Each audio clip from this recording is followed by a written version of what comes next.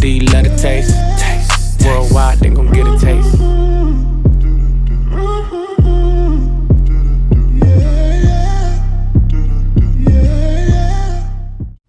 For this dish, I sliced one whole shallot, about 3 large cloves of garlic, and sauteed in some oil. I added some thyme, rosemary, and salt.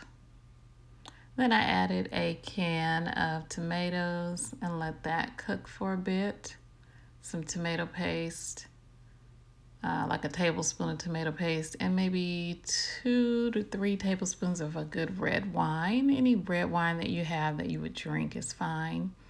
I added a small can of black olives and about a cup of flat leaf Italian parsley.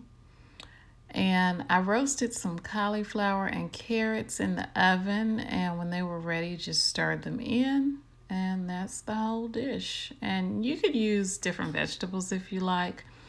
I just used what I had on hand. I served it over a really good, delicious plate of polenta.